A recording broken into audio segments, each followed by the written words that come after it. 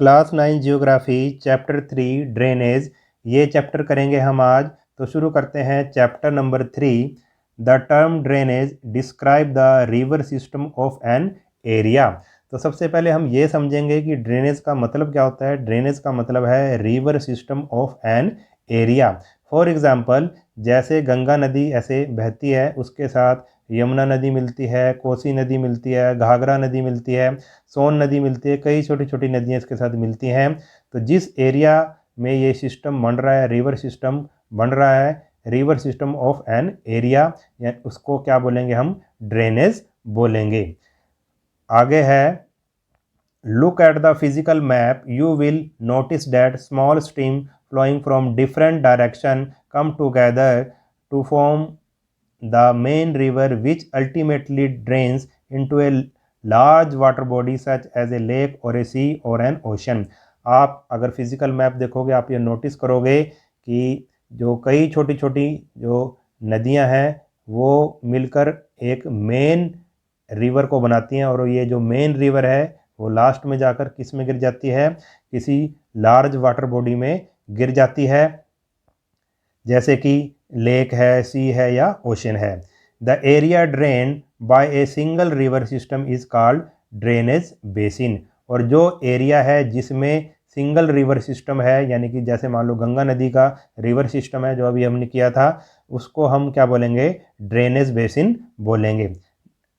आगे है हमारे पास, a closer observation on a map will indicate that any elevated area such as mountain or an upland separate two drainage basin, such an upland is known as water divide। अब water divide का मतलब क्या होता है।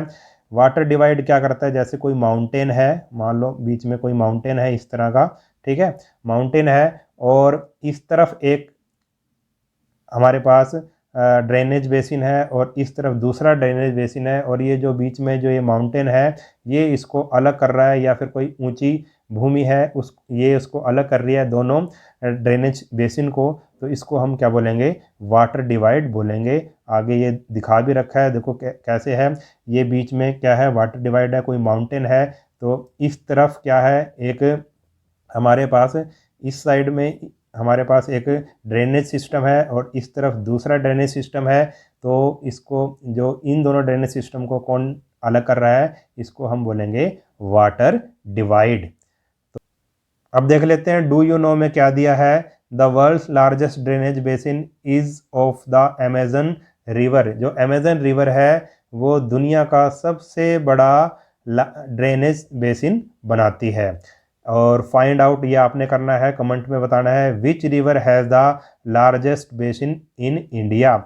India के अंदर कौन सी river सबसे बड़ा बेसिन बनाती है, ये आपने कमेंट में बताना है, ठीक है। आपने गूगल में सर्च करके, या आपको अगर पता हो तो ये आपने कमेंट में इसका जवाब देना है। नेक्स्ट है हमारे पास drainage system in India. India में कितनी तरह का ड्रेनेज सिस्टम है उसके बारे में हम पढ़ेंगे। The drainage system of India are mainly controlled by the broad relief feature of the subcontinent। जो इंडिया में जो ड्रेनेज सिस्टम है वो रिलीफ फीचर्स के द्वारा कंट्रोल किया जाता है। रिलीफ फीचर्स में क्या आ जाते हैं भाई, माउंटेन्स आ जाते हैं, प्लेटो आ जाते हैं, और जो मैदान हैं, प्लेन्स हैं, वो आ जाते हैं। इनके द्वारा कंट्रोल किया जाता है हमारा drainage system.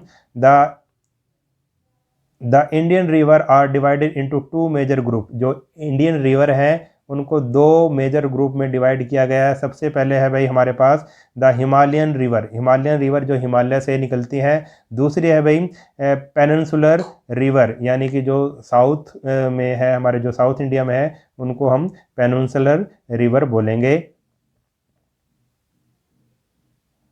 Apart from the originating from the major physiographic regions of India, the Himalayan and the Peninsular river are different from each other in many ways। जो हिमालयन रिवर्स हैं और जो पेनिनसुलर रिवर्स हैं वो एक दूसरे से बहुत ही डिफरेंट हैं, उसके बारे में हम पढ़ेंगे। Most of the Himalayan river are perennial. जो अधिकतर जो हिमालयन रिवर है, हिमालय से जो निकलती हैं नदियाँ, वो पेरिनियल्स हैं, यानी कि 12 मासी नदियाँ, वो उनमें हमेशा पूरे साल पानी रहता है। It means that they have water through out the year. इसका मतलब है कि उसमें वाटर सारा साल रहता है।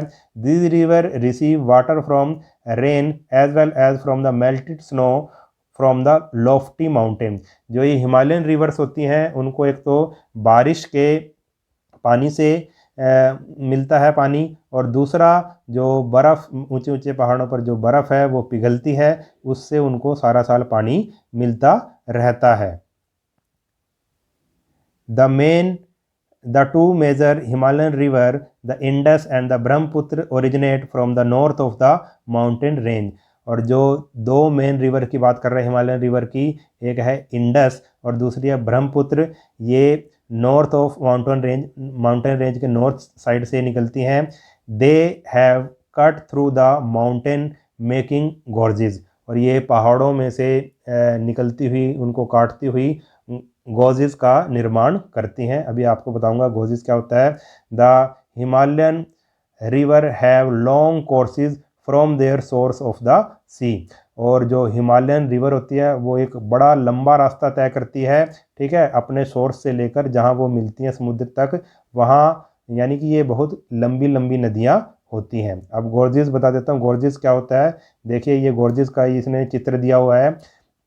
देखो इस तरफ ऐसे एकदम से ऊंचे ऊंचे पहाड़ हैं, इस तरफ भी ऊंचे ऊंचे पहाड़ हैं, और ये जो बीच में ये खाई सी जो ये बन रही है इन दोनों पहाड़ों के बीच में, इसी को गॉर्जेस बोलेंगे। और इसमें से ही क्या नदी बहती हुई निकलती है, ठीक है।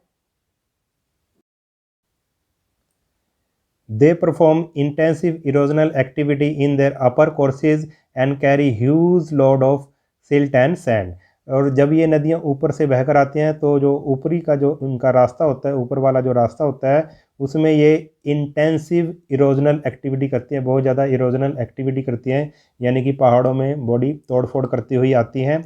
और अपने साथ क्या लेकर आते हैं भाई, ह्यूज लोड, बहुत बड़ी मात्रा में सिल्ट और सैंड लेकर ये आती हैं। In the middle and the lower courses, अपने बीच वाले रास्ते में और नीचे के रास्ते में, these river form meander, oxbow lakes and many other depositional features in their flood plane.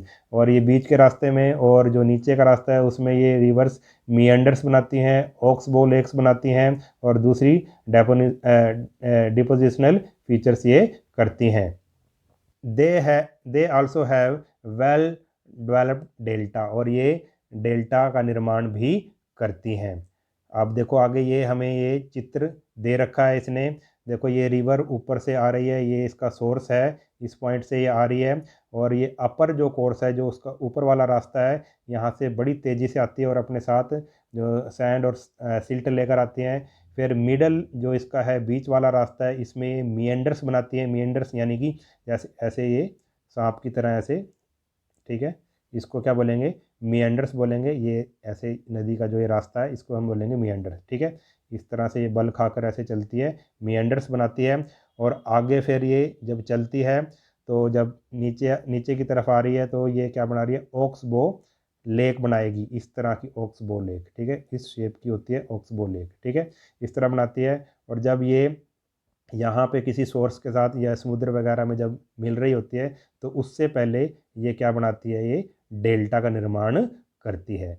तो ये कुछ इसके नदी के फीचर्स थे। A large number of peninsular rivers are seasonal as their flow is dependent on rainfall.